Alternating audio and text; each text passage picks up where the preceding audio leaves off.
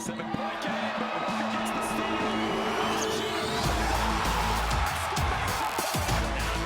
Goes in. And she's got Lamla in the paint. Mankey, rebound, goal. With the flash.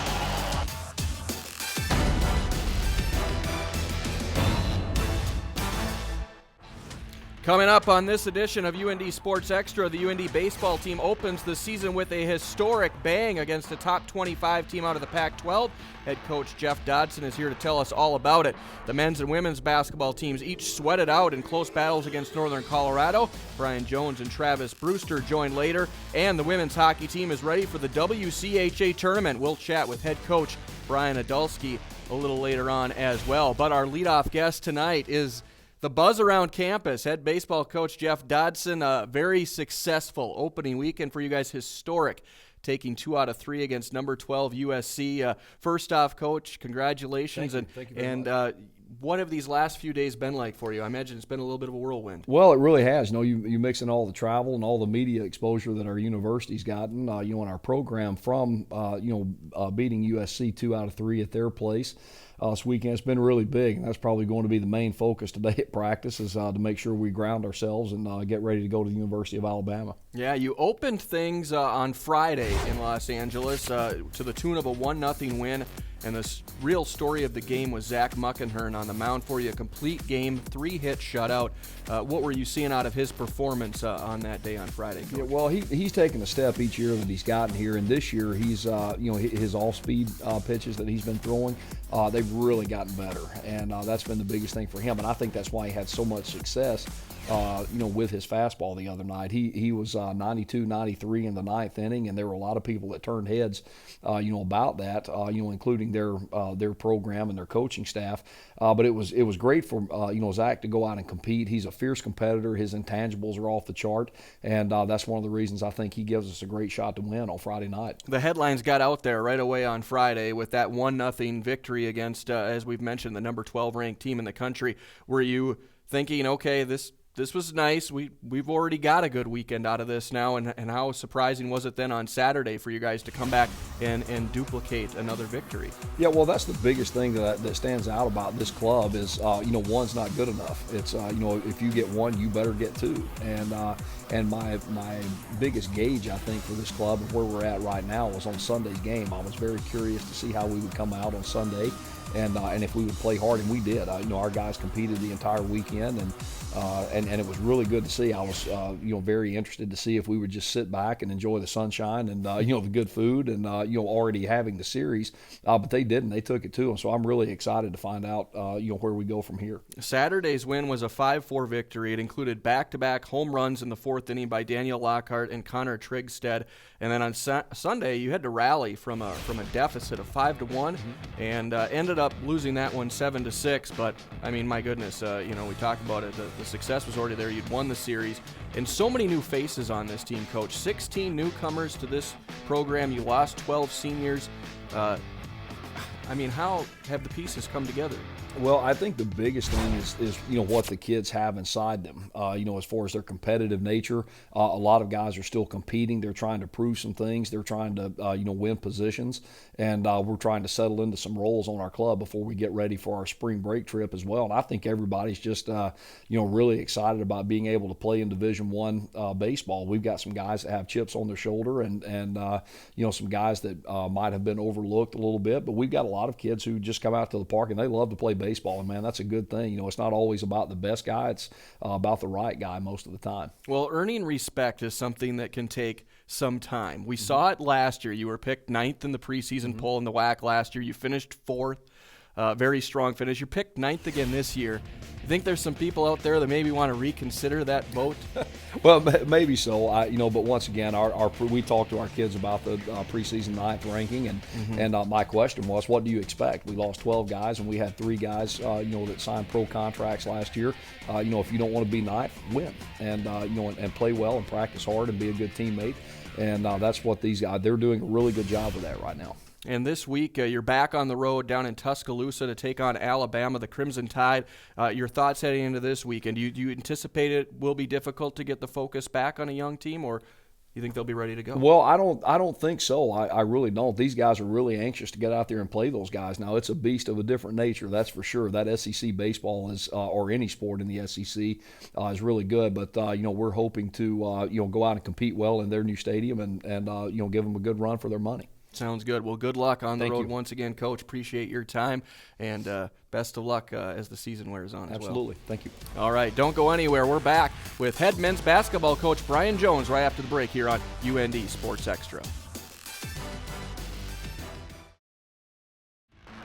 UND Sports Extra on Midco Sports Network is presented by the University of North Dakota, RideLCars.com, and Farmers Union Insurance. Welcome back. Time to talk some hoops, and for that we bring in UND head men's basketball coach Brian Jones. Brian, one-game week for you last week against Northern Colorado, and one-point games against this team has become a norm. They did it to you in Greeley, and you guys did it here on Saturday. Going into this game, though, how much was it just wanting to get a little bit of revenge from that loss that you had earlier in the season against the Bears? I think it was. Obviously, we went in there and lost at the Horn, played well. But coming off the weekend prior where we didn't play as well as we had defensively, we wanted to get our identity back. Mm-hmm. But what I think we saw is just when you lose 2 in a row, it's still a confidence thing.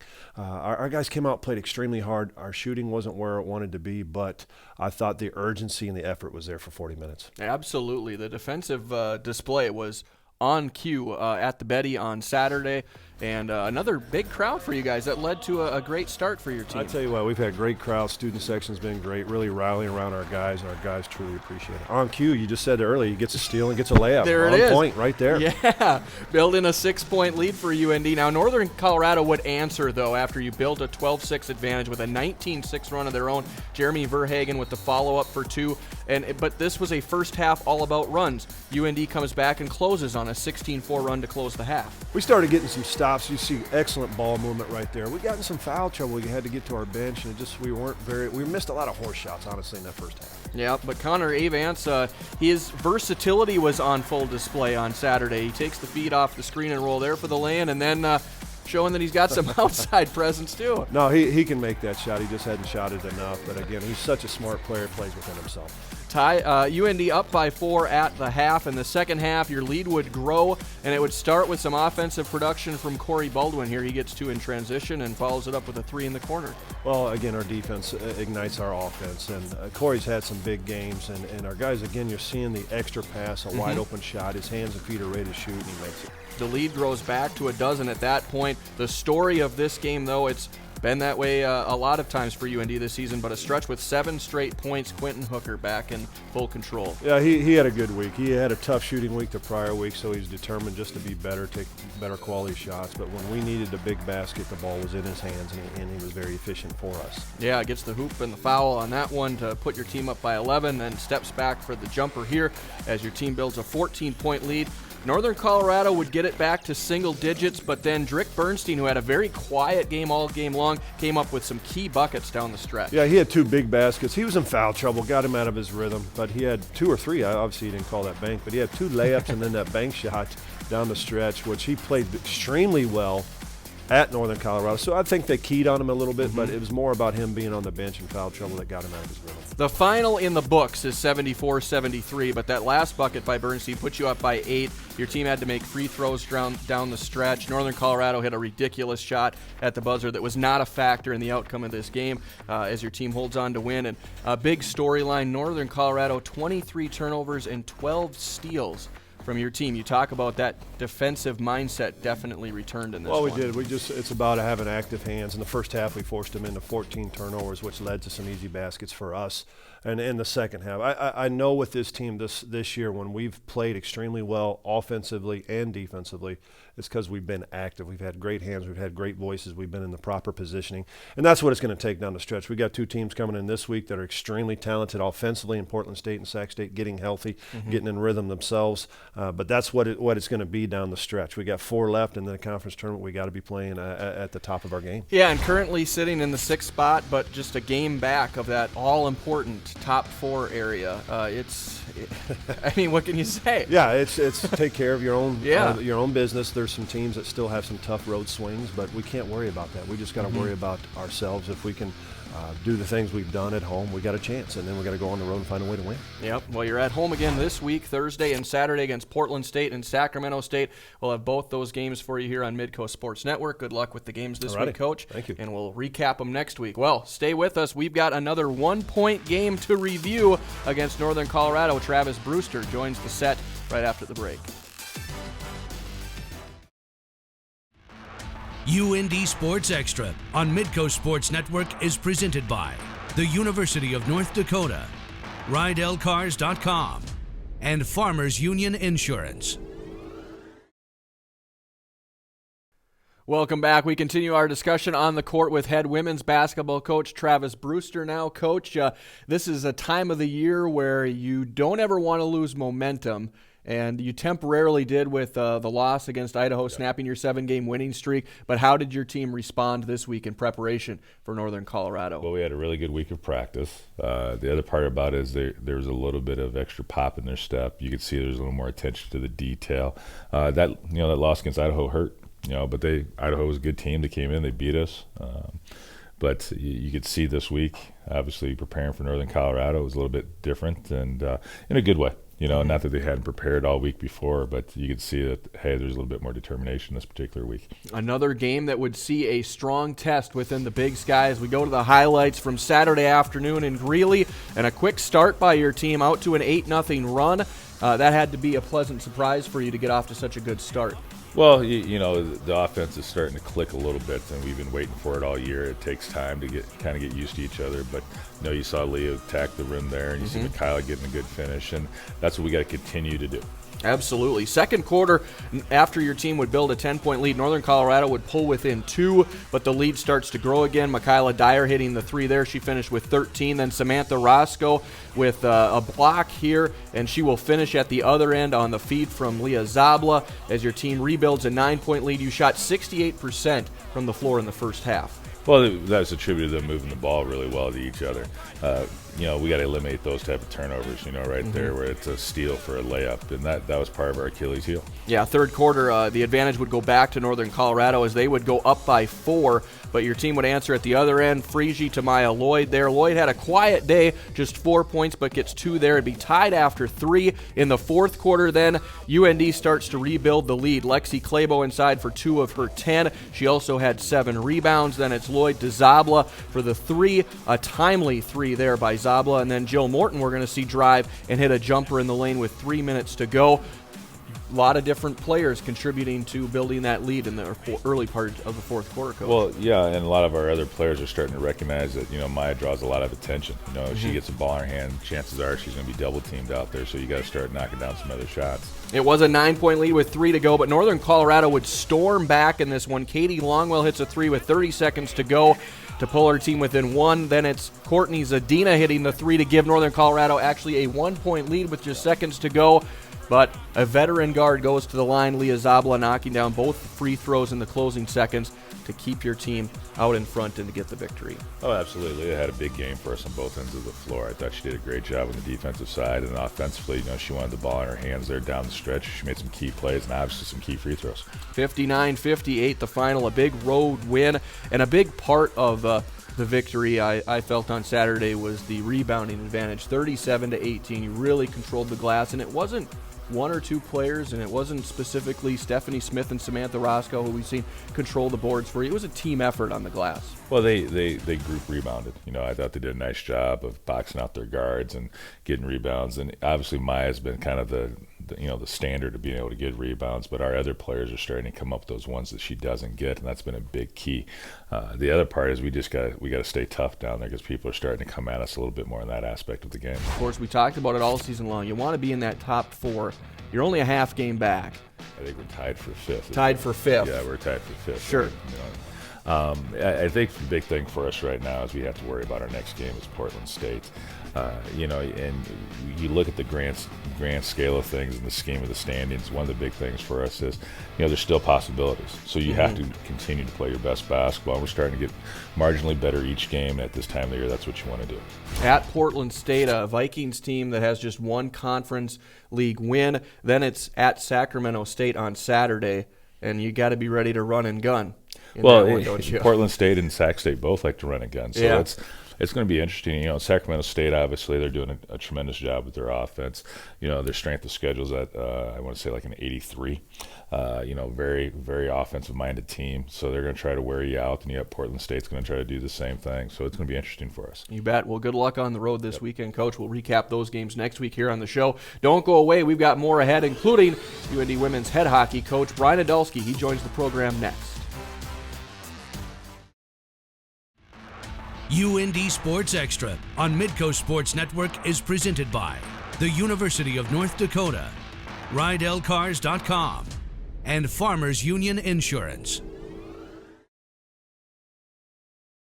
The UND women's hockey team closed out its regular season this past weekend in Columbus, taking on a pair against the Buckeyes of Ohio State. On Friday, it was a 3-1 defeat at the hands of Ohio State. Megan Dufo scored her eighth goal of the year, that is, with 3 minutes left, but it was not enough as UND falls 3-1. That sealed their fate in fourth place in the WCHA. On Saturday, the team bounced back after trailing 2-0 less than 3 minutes into the game, but come back with goals from Amy Menke, Becca Kohler, and Dufo as UND caps out the regular season with a 3-2 victory, finishing the regular season 16-11-5. And with that, we welcome back head coach Brian Idalski to the program. And Coach, a split to close out the end of your regular season. What was your lasting impressions off of the weekend? Well, we talked a lot about, needing to finish with the win to roll in the playoffs and feeling good about ourselves.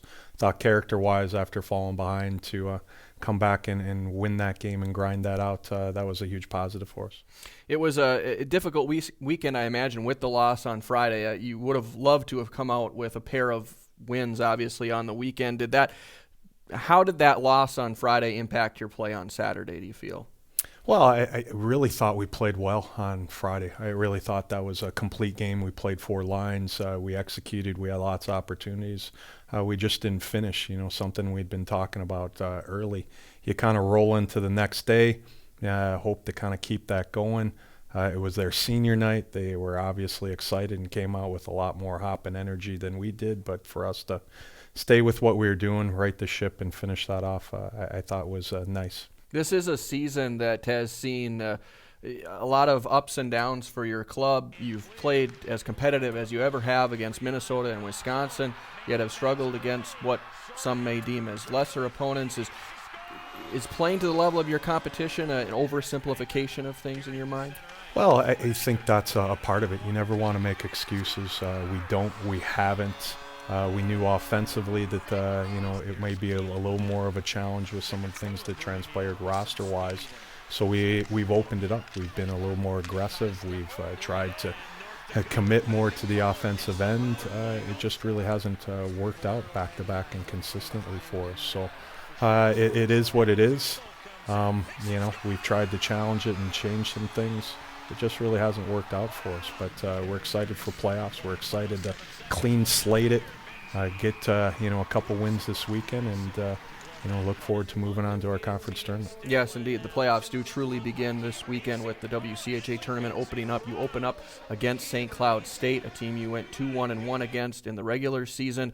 It's a team that has given you your fair fits, your approach as you go in against the Huskies again this weekend. Well, it's interesting. When we play 4 lines, we do some good things against Minnesota, Wisconsin. We need to play 4 lines when we're being that aggressive, and it's a skating game. Against some of the other teams, specifically St. Cloud, they're going to have 3 and 4 kids in neutral ice. They'll pick their spots to be aggressive, show us different looks to keep us off balance, but it's not as much of a taxing game. We'll probably play a little more 3 lines against them just because, it's really more of a physical down-low puck possession game for us and not necessarily a skating game. When we've done that, we've been successful, so hopefully we can keep going this weekend.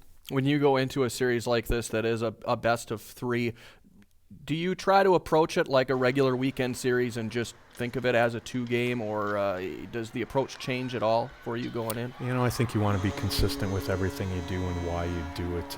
It's in the back of your mind, depending on how you've gone, that it may go 3, and you want to save some legs and you want to get more people involved. But for the most part, we want to play 2. I think everybody from the rink attendance to our team would like to be done in 2, and that's really our focus going in.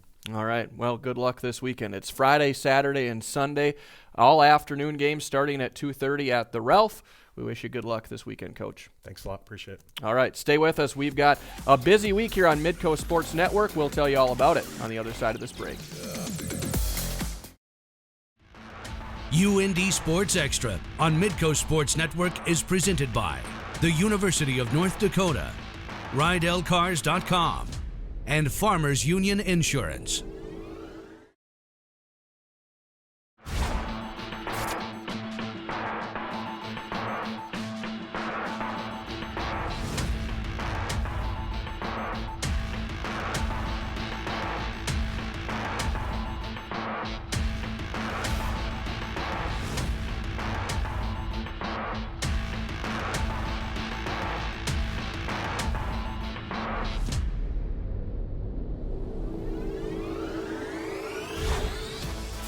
It's a busy week of UND athletics action here on Midco Sports Network. We hope you'll be able to join us for all of it. Starting on Thursday night, Big Sky men's basketball as North Dakota entertains Portland State at 7 o'clock. That one will air on Midco SN2.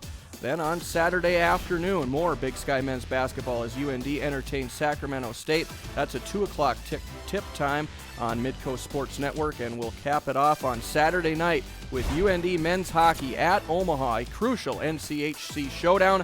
The puck will drop just after 7 o'clock on Saturday night. We hope you'll be able to join us for all of those games. Thanks for watching UND Sports Extra. We'll see you next time.